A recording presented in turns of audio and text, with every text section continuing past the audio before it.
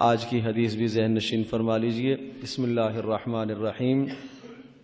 السواک مطہرۃ للفم ومرضاۃ للرب، السواک مطہرۃ للفم ومرضاۃ للرب، السواک مطہرۃ للفم ومرضاۃ للرب، السواک مطہرۃ للفم ومرضاۃ للرب، السواک مطہرۃ للفم ومرضاۃ للرب، السواک مطہرۃ للفم ومرضاۃ للرب۔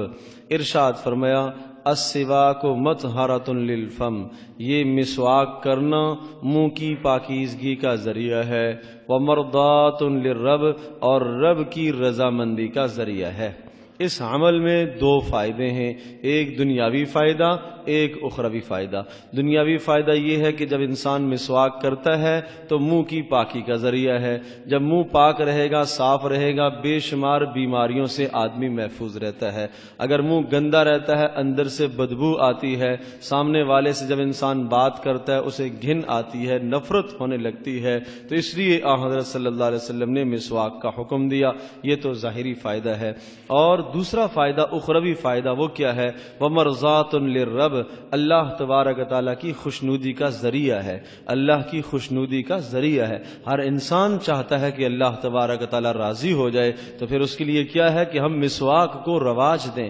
آپ علیہ الصلوۃ والسلام نے ارشاد فرمایا لولا ان اشق علی امتی لامرتهم بالسواک عند کل وضوء، اگر مجھے یہ خدشہ نہ ہوتا کہ میری امت پر مشقت ہو جائے گی تو میں ہر وضو کے لیے مسواک کا حکم دیتا، ہر وضو کے ساتھ مسواک کا حکم دیتا، ہر نماز کے ساتھ مسواک کا حکم دیتا، اور یہ بھی بتایا کہ وہ نماز جو مسواک کر کے پڑھی گئی ہو یہ دوسری نمازوں پر 70 درجے فضیلت رکھتی ہے، 70 درجے فضیلت رکھتی ہے۔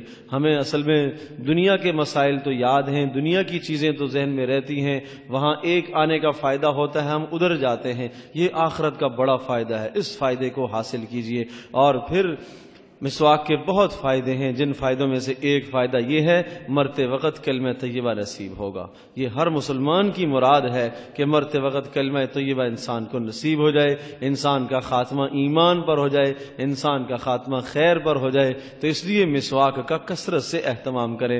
حضرت صلی اللہ علیہ وسلم کے متعلق حضرت عائشہ رضی اللہ تعالیٰ عنہ ارشاد فرماتی ہیں کہ حضرت جب گھر میں تشریف لایا کرتے تھے مسواک فرماتے تھے، گھر سے نکلتے تھے مسواک کیا کرتے تھے، صبح اٹھتے تھے مسواک کرتے تھے۔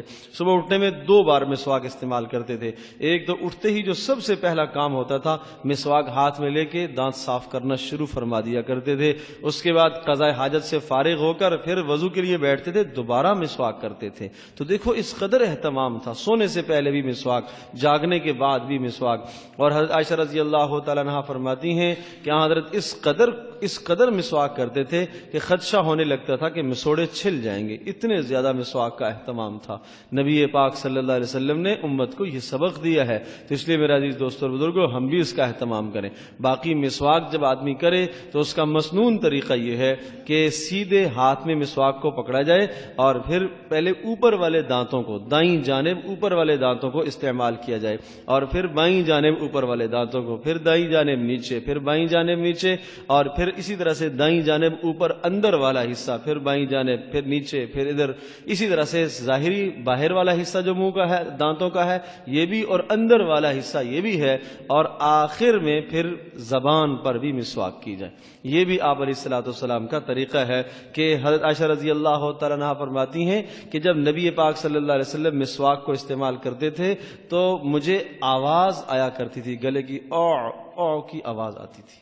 تو یہ اشارہ اس بات کی طرف تھا کہ زبان پر اس قدر مسواک فرماتے تھے کہ جب انسان اس طرح سے مسواک کرتا ہے تو آدمی کی آواز فطرتاً نکلتی ہے۔ تو اب اندازہ کیجئے کہ نبی پاک صلی اللہ علیہ وسلم کس قدر اہتمام فرماتے تھے، تو ہمیں بھی چاہیے کہ ہم بھی اہتمام کریں۔